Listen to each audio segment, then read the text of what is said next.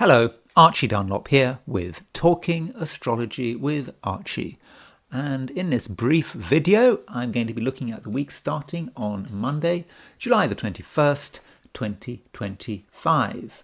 And it is going to be a preview to a great extent. I'm going to just be looking at the main events astrologically taking place this week and briefly commenting on them, and then over the course of a week, as these events come up, I will be going into them, in detail. And also I'm going to be looking at the I Ching. I'm going to be doing an I Ching reading for the week. This reading is going to have 4 sections: general section, then money, then career, and then relationships. And really, that's it. I'm not going to have any special topics, so it should be over pretty quickly. So let's start off by looking at the positions of the planets at the beginning of the week. So don't forget to like and subscribe if appropriate.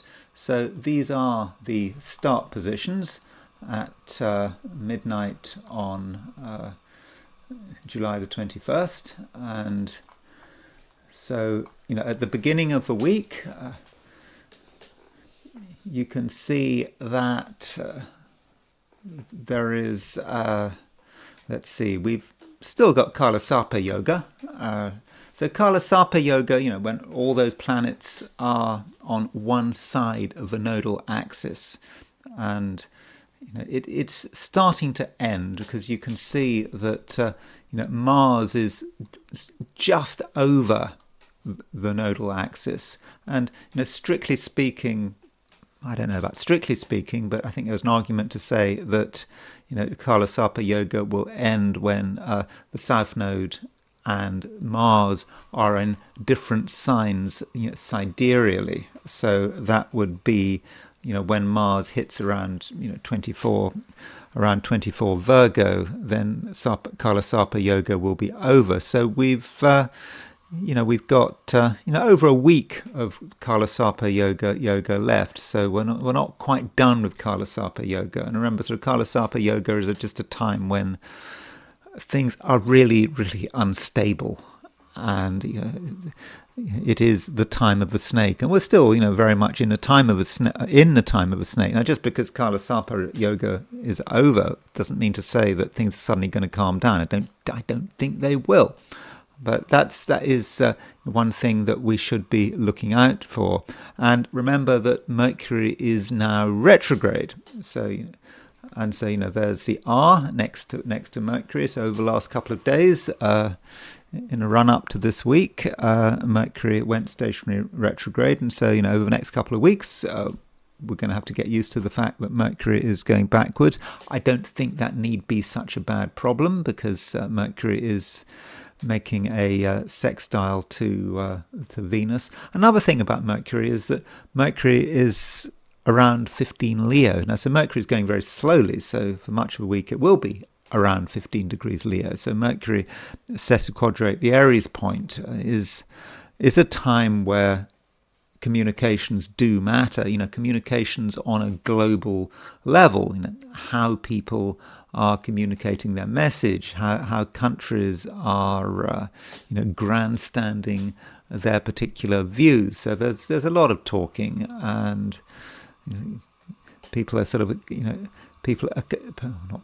governments are concerned about, opinion, and how to manipulate opinion. I don't know whether it's necessary, whether it's worth noting that as Mercury went stationary, it was announced in the UK that 16 to 18-year-olds are going to get the vote, and Mercury could be about younger people. I mean, the Moon represents children, and you might argue that Mercury represents a sort of youth, and so in a UK context, these 16 to 18-year-olds are supposedly going to get the vote, and they are going to get the vote.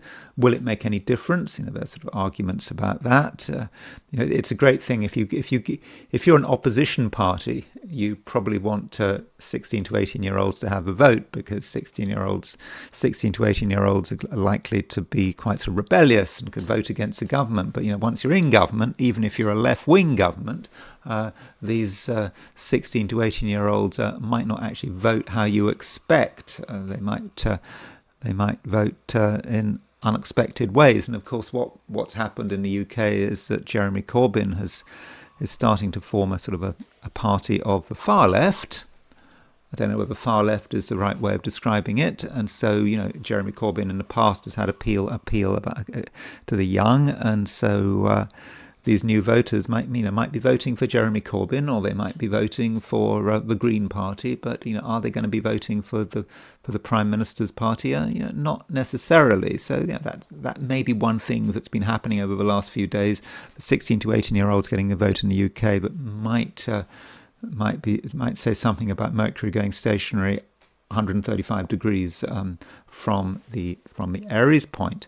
Now, one thing that is certainly happening this week is that the Sun is moving into a Leo, and so this happens on Tuesday, July the 22nd, and so Sun moving into Leo is. It's quite an event. The Sun is moving into its own sign, and so we have a very strong Sun, and this might be a time when some people may feel they're able to assert themselves. Of course, the thing about the Sun moving into Leo is that it always moves into Leo at this time of year, so there may not be anything very special about it. But it is often forgotten with the Sun in Leo that all things being equal, and this might sound like a controversial thing to say, but it's not. Leo, from a sun sign perspective, is the strongest sign. I mean, that is obvious because Leo is the only sign where the Sun has rulership. I mean, direct rulership, Sun, ruler of Leo. And so it gets full points. Sun in Aries, it's exalted, but it's not quite as good as being in its own sign. So you could say that Leo is the best place for the Sun to be. Again, that might sound rather controversial. And when the Sun moves into Leo, it makes a number of soft aspects. It makes a sextile to Uranus, it makes a trine to Saturn, and it makes a trine to Neptune, and it does that through the week. I think Wednesday we've got Sun sextile Uranus, then Thursday we've got Sun trine Neptune, so Sun trine Saturn, then Sun trine Neptune. So it's picking up the outer planets, because at the moment all of the outer planets, Saturn, Uranus, Neptune, Pluto, are right at the beginning of the sign. So we've got Saturn at the beginning of Aries, Uranus at the beginning of Gemini, Neptune at the beginning of Aries, Pluto at the beginning of Aquarius. So as the Sun moves into Leo, it picks up all of those planets, and Sun sextile Uranus, trine Saturn, trine Neptune. Perhaps something is brought down to earth. There is excitement, but these are not hard aspects. These trines, sextiles, something quite easily comes into view, and perhaps we can use these energies for our own purposes, whatever those purposes might be. Then on Thursday we have a new moon. So this new moon is at around 2 degrees Leo.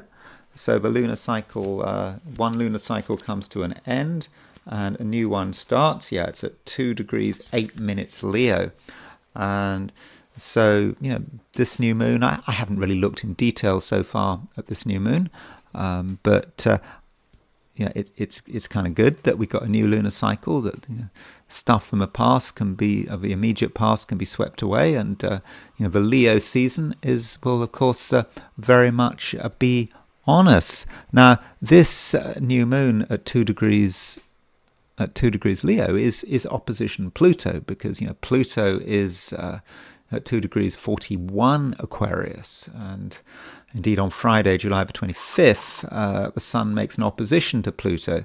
So there could be a real sort of Pluto feel to what's going on. What is that Pluto about? And Pluto the usual stuff about transformation, wanting to be in control. And when you're talking about Sun opposition Pluto, we can see that in a different way. From a heliocentric view, Sun opposition Pluto is Earth conjunct Pluto. And so Earth is kind of in the crosshairs of Pluto. It happens every year, but we live in interesting times, and so there could be sort of power struggles, things really perhaps reaching a culmination, maybe. But the question is, who is in control? Who wins the battle? So there is actually quite a lot going on this week, and over the course of this week, in my daily videos, I'll be looking in detail at these various events. And what I want to do now is look at the I Ching. And so remember, with this I Ching reading for the week ahead, you don't have to watch it. If you don't want your I Ching read, you can stop watching the video. It only applies to people who are literally sort of watching my I Ching forecast. So it is very, very optional. We always need a choice when we're doing things like consulting the I Ching, of course, the tarot cards, whatever oracle you want to use, whether it's sort of horary astrology. It's a conscious decision to consult an oracle. It's not something that you take on passively. You sort of accidentally start watching an oracle, and then you kind of, you don't know whether you're involved in it. So you need to make a clear decision about whether or not you want to consult the oracle, and that includes the I Ching reading that I'm just about to do. So this I Ching reading is going to have 4 sections. It's going to cover the whole week from Monday, July the 21st through to the Sunday. What date is the Sunday? That's the Sunday through to the 27th. So the question I asked is, what is the week starting on Monday, July the 21st going to be like for those watching the I Ching section of this video? And just remember, this reading will have 4 sections: general, money, career and business, and then relationships. And the first hexagram I got was hexagram number 20. So hexagram number 20 is not very active. It's about contemplation, doing pretty much nothing. And it's always good to contemplate. Why should we take the initiative?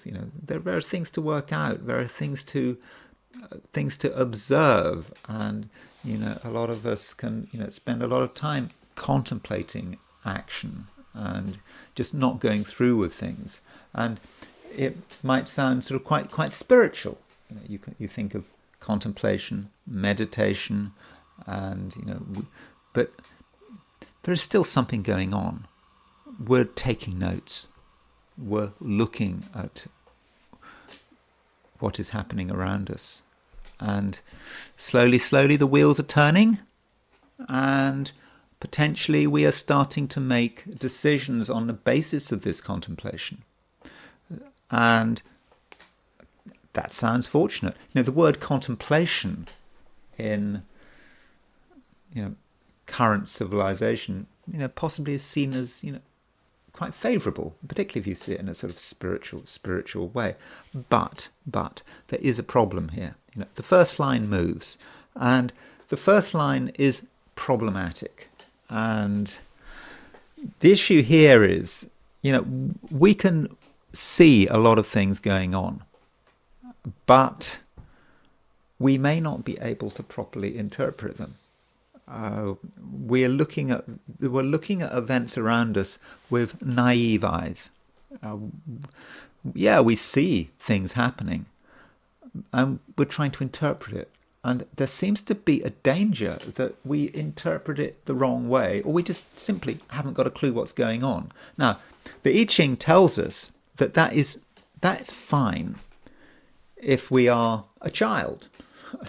if we are new, if we're inexperienced, if we are perhaps junior, or if we're not in a position of responsibility, that's absolutely reasonable. But what if we have responsibility?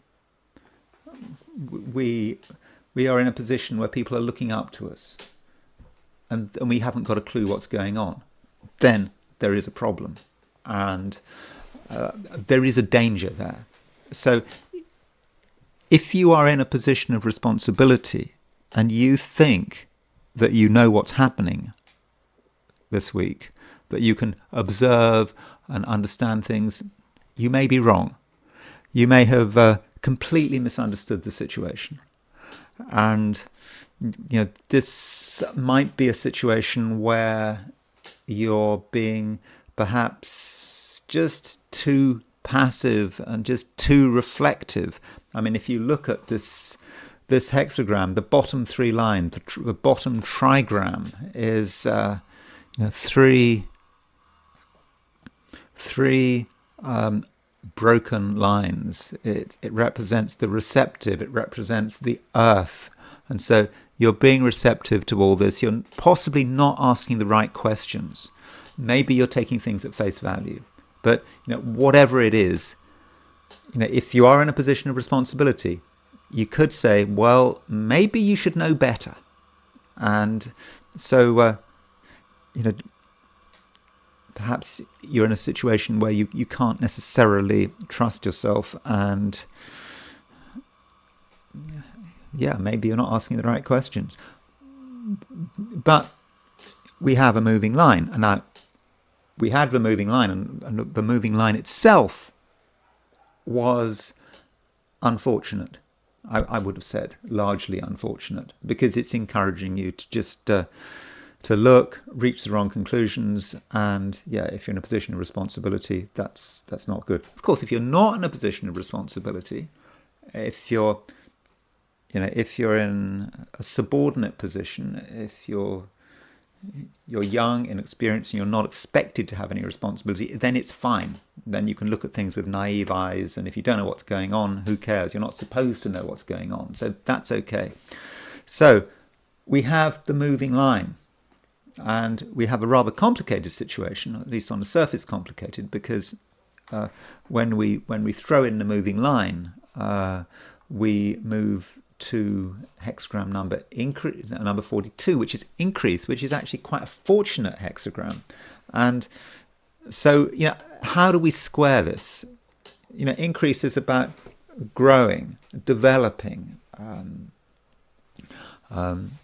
making sense of things, and can be about getting more money. I mean, but this hexagram is not just about money. It's about just gathering things. It might be knowledge, experience, and it could be money.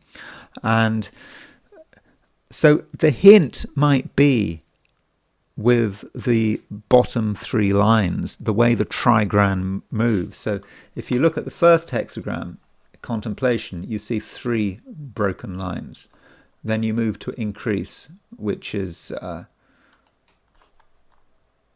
two broken lines, and then this bottom line becomes unbroken. And so the bottom trigram is in the first hexagram of contemplation, represents the receptive. It represents the earth. It's a very passive energy. And in the second hexagram, increase, it's very different. It represents the arousing, thunder. And so you move from the receptive to the arousing. You move from earth to thunder. And that indicates a shock, which is not specifically mentioned in the I Ching, I don't think, but it is a shock. And so what might that shock be about? So it might be about making mistakes. You see things, you think you know everything, and then you have a shock. As you make that transition, there is a shock of realizing that you got it wrong and that you have to go back to the drawing board. And that is a shock in the first instance, which is really quite difficult to deal with, but then it puts you in a position of actual knowledge. I mean, there might be self-recrimination there as well, because you realise you've made a mistake, you've made the wrong judgment call, but then you move to increase. And so, having understood what you got wrong, then you can start making up for lost time, and you can start to correct the situation, and then things rapidly improve. So this 42 increase, things, you get more of things. Whatever it is you're looking for, it starts to come your way, and it all comes from sort of honesty. That honesty that comes from a shock, and I'm not indicating that you're going to have a terrible shock or anything like that. It just could be something from a dream. Sometimes in a dream it just all comes together, and I had a dream last night. I felt awful after the dream. It wasn't even a nightmare. It was just about watching myself as a teenager behaving really badly and apologizing for my own behavior. That was my dream last night. It was it was a dream. It just went on, and I sort of woke up, and it's still with me, and I still feel quite bad about it. And so that's the general picture. It seems to be a week that does not start off especially well, because you make mistakes, because you reach the wrong conclusions, especially the case if you have responsibility, any form of responsibility. But at some stage you do seem to understand what you got wrong, and then you can start to resolve it. So then there is the question of money. I mean, money is something unfortunate that we shouldn't really have to deal with, but we do have to deal with. And if money is relevant to you, we start off with contemplation. It may be, to begin with, but at the beginning of a week, you spend a lot of time thinking about money and not necessarily doing anything with money. But the question is, what do you do with money? Where do you put your money? If you have money, where do you invest it? If you don't have money, where do you, how do you get hold of it? And if you've got some sort of financial issue or crisis, how do you resolve it? And you have to, ask yourself, what are the expectations here? So, if you believe that you're in a position of knowledge and sort of expertise, and you're the kind of person that people can come to for financial advice. Maybe you're an accountant. You might think at the beginning of a week that you've really sorted everything out. You've looked at things, you've looked at the overall picture, and you absolutely understand what's going on. But that's not necessarily the case. So if you feel confident that you are observing the world and making the right conclusions about money, perhaps about your money, other people's money perhaps as well, just consider the possibility that you have got it wrong. You don't know everything, and there's always the possibility of being shocked. Of being shocked by how much you have got it wrong. And it may even not even be about you getting it wrong. It just, perhaps there was an event or is an event that you just hadn't taken into consideration. And so all your conclusions, all your wonderful theories about money just may come to nothing. And of course, if you know nothing, if you know that you don't know what you're doing, if you are clueless about money, you're clueless about money, then it's fine. You can keep. It's nothing bad that's going to happen, because you'll watch things, but it won't mean anything to you. The problem here is observing things and drawing conclusions. Those that don't draw conclusions because they don't have the knowledge are the ones who are going to be okay, and those that have a bit of knowledge are the ones that could get themselves into trouble. So as you reach conclusions about financial issues at the beginning of a week, just consider the possibility that you're getting it wrong, that you really don't get it. And it is possible, if you're honest with yourself, this week. There maybe just be a moment where you get it, where you just get it that you haven't got it. You kind of have an appreciation of your own lack of preparedness. I won't say ignorance, because it's not about ignorance. It's just could be naivety instead. But you have that awareness that you did get it wrong, and then there's a possibility of repair. And so the second hexagram, which a contemplation morphs into, is hexagram number 42, which is increase. Now, this is a very different hexagram because it indicates that actually, from a financial view, you can make money. You can make better use of money. You can start to constructively utilize your resources. And that might start to come in at the end of a week, or if it's not directly about your money, it could be about your sort of knowledge about money, gaining an insight into the financial the financial situation. It might be about the economic situation. It may just be about the world as it is and your understanding of it. So the key thing here is beginning of a week. Do not draw firm conclusions about what's happening. You're tempted to, and the more knowledge you have about money, the more at risk you are of making a mistake, because with that knowledge can become complacency, even some arrogance, feeling that you know what you're doing. And so those conclusions need to be treated with enormous caution. But if you are honest with yourself and you're honest about your own fallibility, then there can be a turn at the beginning of a week when things do start making sense, when maybe as a result of a shock, and you start to be able to really understand what's going on and do what is necessary, and that can in the end lead to you creating financial opportunities and also being able to deal with any financial problems that might be ongoing. And then there is career and business, and it is a fairly similar picture. We have got contemplation at the beginning. This is the first hexagram. You feel that you're ready to just watch what's going on. You don't necessarily feel that it's a time to be putting a huge amount of effort into career matters. You don't really want to take the initiative, and that's probably a good thing.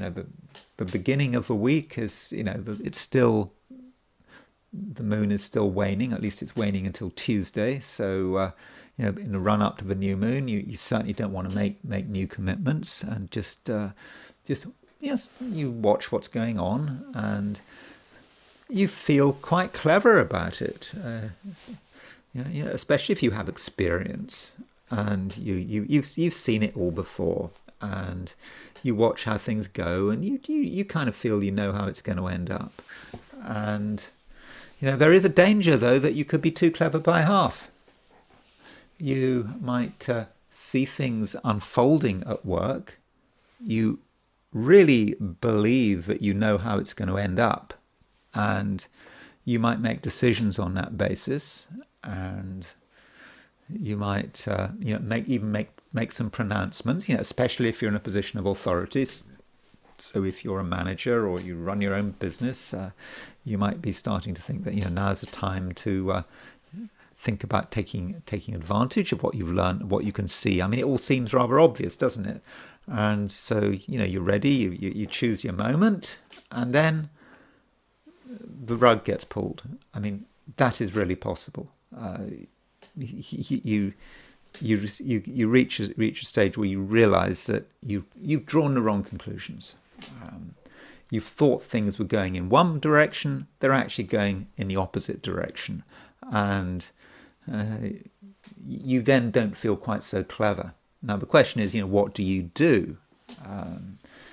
if you dig in and you really believe that you are right, then and you keep working on something, you keep pursuing some kind of project that you're involved with, well, things could move from bad to worse. On the other hand, with this moving line, we do move to a second hexagram, so that is a possibility of a favourable change, because the hexagram we move to is hexagram number 42, which is increase. So this could suggest a week of very much two halves. The first half of a week is about naivety, you drawing the wrong conclusions. You think you know what's going on at work or in your business, or if you're applying for a job, well, I'm not convinced you're going to want to apply for a job, because you'd rather just watch or apply for a job in a very sort of passive kind of way, just sort of send an email, send a resume or CV or whatever, but you don't really quite get the environment, the job market or whatever. There's something you don't understand, and then there is a shock when you start to see things how they are, and then we move to increase. And I think what this is saying is that those of you who are ready to learn from your mistakes and who are prepared to accept that you got it wrong, the moment you accept that you got it wrong, things will start to move in a favourable way. And so by the end of a week, perhaps as you start to repair the damage, or, if you've made the wrong decisions, you can go back on these decisions. And of course you can go back on these decisions. Mercury's retrograde, no problem. So if you've made a decision, it might seem embarrassing to have to go back on a decision, but this is what happens when you learn that the situation has changed. I think that very often people who are most successful in business are those who are able to acknowledge their own mistakes quickly, and not to just sit on them. And not just business, it's at work or sort of investing and so on. But so if you are able to learn from that, then by the end of a week, hexagram 42 increase, then you can really start making up for lost time. You can not just repair the damage from the past, the false assumptions you've made, but you can actually start making real progress, and you can, by Friday, by the weekend, you can be fairly satisfied with what you've achieved. And then there's relationships, and I don't know if relationships are relevant to you, and I'm not just talking about romantic relationships, I'm talking about all kinds of relationships. And the first hexagram is 20, which is sort of contemplation. And in terms of relationships, you could say that this hexagram is fairly psychological. I mean, that's what a lot of us do. We just psychologize about people. We do it endlessly. In fact, I do it endlessly in my videos. I mean, I might have the help of astrological charts, but still, that's what I'm doing. I'm just trying to work out what someone is, who someone is, what their motivations are. That's what we do. It's this great guessing game. And in relationships, if we're talking about contemplation, it's perhaps just about contemplating who other people are, what motivates them, and that might be something that you do a great deal, or you're tempted to do a great deal at the beginning of a week, and you use your inner psychologist, and you watch someone's behavior and their body language, and you analyze what they say, and you reach some conclusions. And it's quite possible that your conclusions will be completely wrong. So it's not a good time to make conclusions about other people. It might seem obvious, but what you're doing is, you are taking minimal evidence, perhaps something someone says, something someone does, something someone doesn't say, the silences. You interpret everything, and there is a danger of overinterpretation here when dealing with people, and overinterpretation is always a problem. We overinterpret the wrong things. They say something, and we write a whole sort of dissertation about what someone has said, a whole sort of case study about what someone is. We perhaps go to the DSM-5 and find out what psychological condition we think this other person has. That's a good game, isn't it? And our conclusions could be wrong, and we have to be aware of our own bias. But making that kind of mistake, it could be serious if we make the wrong judgment call about someone. And it could be, for example, we decide we can trust someone when they can't be trusted at all. We think we're a good psychologist, and when I'm talking about, of course, an amateur psychologist, we think we're a good amateur psychologist, and we're not. And in fact, if we happen to be a psychologist, then if you are a psychologist and you're listening to this, or you're a psychiatrist, then your chances of being wrong are even more. So the greater your expertise in human nature, or at least the greater you believe yourself to be an expert in human nature, the more likely it is that you're going to make a mistake, because you're going to be very certain of yourself. If you are naive and you just take the view you haven't got a clue, whatever, then and so what? You're unlikely to make dramatic conclusions because you're aware of your limitations. But if you think you're a good judge of human nature, if you think you're very sensitive and you think you're intuitive and you can get into people's minds and hearts, then you're just the kind of person who's going to make mistakes, and you're going to just be too sure of yourself. So you might believe that someone is completely untrustworthy when they're absolutely fine, or it could work the other way. You could decide to trust someone, you're sure they can be trusted, and of course maybe they can't be trusted at all. So that's the danger at the beginning of a week. And then there's this moving line, and this hexagram 20, it shifts to hexagram number 42, contemplation, so increase. And so I think that there could be a change. There could be a moment of realization in midweek, sometime in a week. I mean, not necessarily midweek, but just a realization that saying, hold on, got it wrong. And if you're honest with yourself, and you're honest with your faults, about your faults, and that you're honest about the fact that you've made the wrong judgment, then it's fine. You can change your mind. Allow yourself to change your mind. Admit that you got it wrong. It's okay.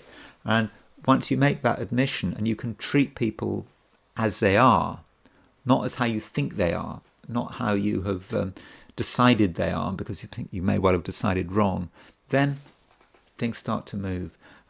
Relationships can develop.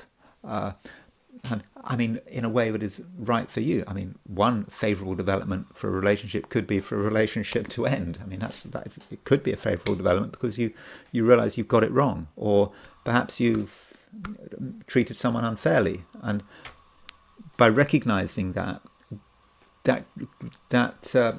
allows the possibility for things to develop. And it may not just be about any one person. It just may be about how you perceive other people in general, and you might sort of develop some humility about your capacity to make judgments. And with that humility, yes, becomes new opportunities, because you're now sort of more open to, to who people are, and what their flaws are, and also what their good points are as well. So those are a few thoughts about the I Ching, and what the week is going to be like. I think that as far as the I Ching is concerned, quite possibly a week of two halves. I think the first half of a week, a lot of opportunities for making mistakes. But if you're honest with yourself, then by the end of a week, you can start to repair those mistakes and actually benefit from your new insights and your more new sort of self-honesty. So yeah, so that's a week. I hope you enjoyed this video. If you did enjoy this video, I'd be very grateful if you were to like it. If you're not subscribed, I'd be super grateful if you were to subscribe. If you want to buy me a coffee, there's a link in the description. And I will talk to you again very soon.